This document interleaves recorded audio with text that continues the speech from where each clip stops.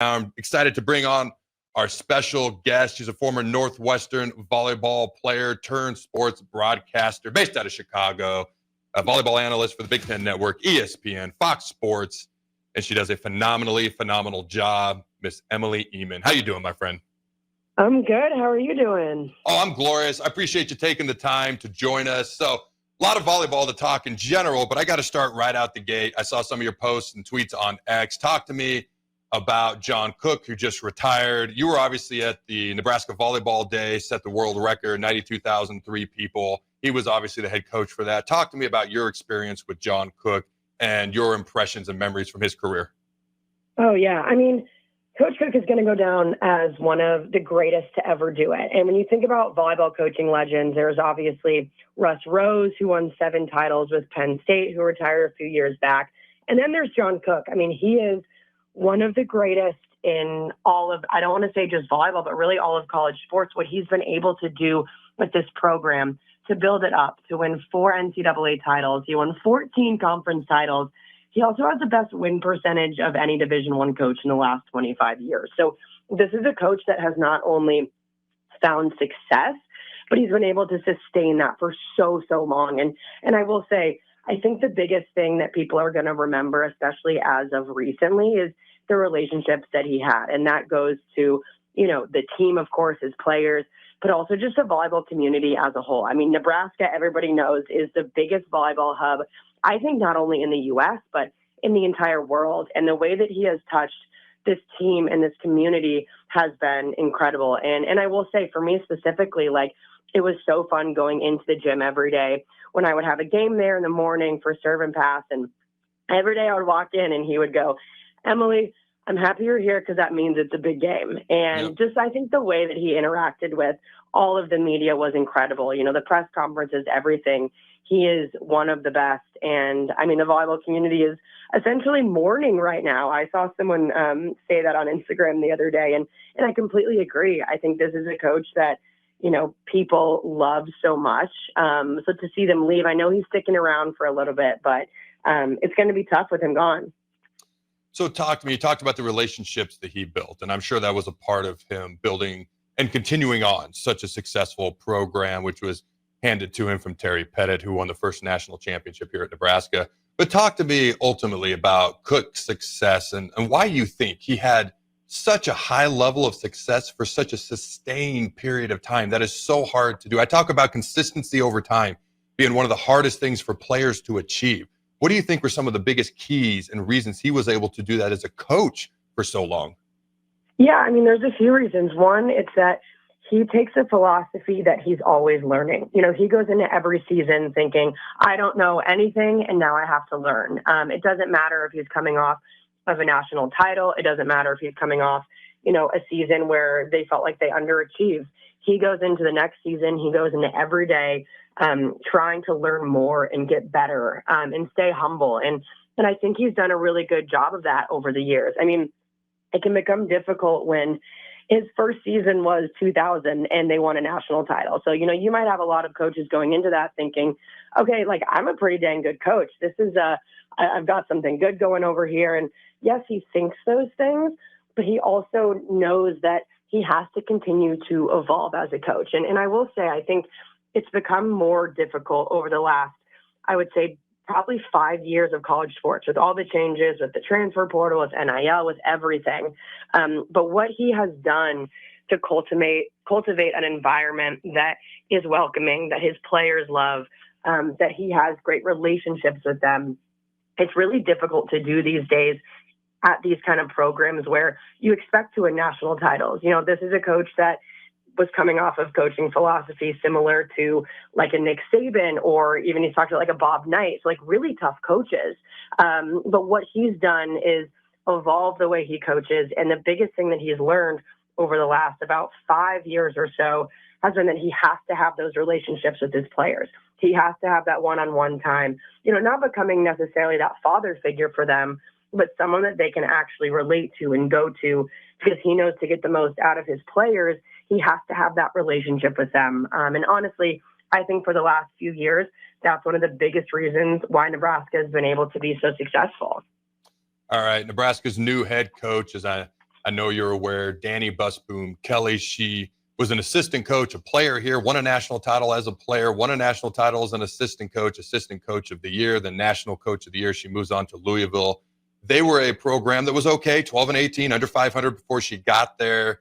3-time ACC coach of the year. They've won 4 straight ACC championships, 2 number 1 overall seeds. They'd never had that before. How was she able to take Louisville to the heights and level of success that she was able to do there at a program that was okay, but hadn't really experienced that level of success prior to her getting there? It's a great question. And I think the one thing I do want to point out, through all of those accolades that she's gotten, the year before she came in, you said 12-18 record. The next year they were 24-7. So they doubled their win total. This is a team that in a program that is not used to success. And she came in and she made them used to that. And a lot of that was because she had insanely high expectations for this team. She's a fantastic coach. Obviously, she learned from one of the best in John Cook, but she does a really good job building a group around her that can get the most out of their players. So she's had a few people on staff her entire time at Louisville. One of those is now the new Louisville head coach, Dan Mesky, who is one of the best assistants in the entire country. He knows volleyball technically wise and fundamentally wise, and I think better than potentially anyone in the country. She did such a great job building her staff to where they could get the most out of the players, where they could relate to them. She's such an easy coach to play for because she pushes you, but she also is very friendly and welcoming and has a really fun environment in her gym. Anytime you go to a Louisville practice over the last 2 years, those girls are having fun. I think it's the most competitive gym in the country. Just the way that those girls are built, they've got, something else. It's that look in their eye that, when they step on the court, it's something different. And she's able to get the most out of her players. And that's why I think they've been able to make that switch and to turn Louisville into the volleyball powerhouse it is. So I will say, too, for the fact that, of course, she's from Nebraska, played at Nebraska, coached there, all of that. Honestly, regardless of all the Nebraska ties, I do think Danny Busboom Kelly would have been the perfect person for this job because she's been able to build up a program and have sustained success there. It's just a massive added bonus that, of course, she has all these Nebraska ties, making her the even more perfect person for this job. I think that makes a whole lot of sense, and I completely agree with that. She got the Nebraska ties, but outside of that, you look at what she did at Louisville, it just makes so much sense on so many fronts. Nebraska's had the number 1 recruiting class, volleyball-wise, the past 2 years in a row. You bring in what would have been the top candidate in the country to come home, home for Danny Busboom Kelly to be our next volleyball coach. What do you think Nebraska volleyball fans should look forward to and expect next volleyball season? Yeah, I think a lot of times when you have a new coach, some people maybe expect a little bit of a drop-off just because it's a new system implemented. You're still getting used to everything. Honestly, I would expect this team to pick up right where they left off. And one of the reasons why Coach Cook felt like he wanted to retire right now was because he feels like Nebraska is in the best spot that it's ever been. With the group that he has, the group that's coming back, some of the pieces that he brought back into the program, he wanted to leave this program in a place where he felt like the person taking it over could pick up right where he left off. And I completely think that that's going to be the case. This is a team coming off of back-to-back Big Ten titles, coming off of a Final Four berth last season. I think this program is going to pick up right there. And to be completely honest, with the talent that they have and the talent that I'm seeing across the country right now at other programs, I would be completely shocked if Nebraska didn't at least make a Final Four, if not go on to the national championship match.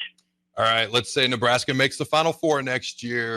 Who do you predict and project as we sit here? It was February now, I almost said January. We sit here in February. Who are the other 3 teams? Is it Pitt, Louisville, Penn State? Who do you predict in this way too early stage will be the other 3 teams?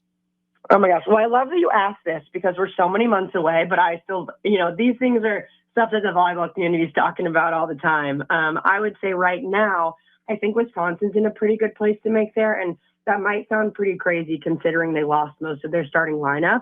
But for the people that Wisconsin brought in, I think the transfers, the really big names like Mimi Collier, Grace Lopez, they have incredible people coming into that program, and I wouldn't be surprised to see them there. I would say Pitt, just because I think they have the best player in the country, and Dan Fisher knows how to get the best out of his players, whether or not they've been on the court for the past few seasons. I wouldn't be shocked to see them there. And then I'm never shocked to see Texas there, so I'll throw in Texas as well because of the people that they've brought in, and they brought in some really big name transfers too. All right, so you don't just cover volleyball. You've also covered multiple college football playoff games, the Women's College World Series, and much more. So I got two more questions for you. One's about the college football playoff. Do you think year one, the 12-team college football playoff, would you consider it a success? Oh God. I mean, I feel like everyone has the same thought about this. Like, it was so great that we had more matchups and more games. And obviously, yes, some of them were blowouts. Fine. Maybe that didn't look the best. But I think in general, I would say it's a success because we got to see different matchups and teams somewhat be tested. Obviously, I don't think anyone expected Notre Dame to make it all the way.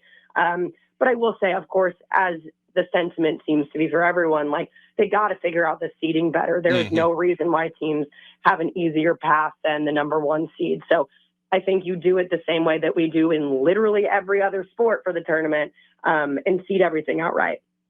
All right, last question. The Women's College World Series. Nebraska preseason ranked number 21 in the country. Jordy Ball is back, healthy. She's raring to go. She's obviously two-time All-American, won a couple of championships already.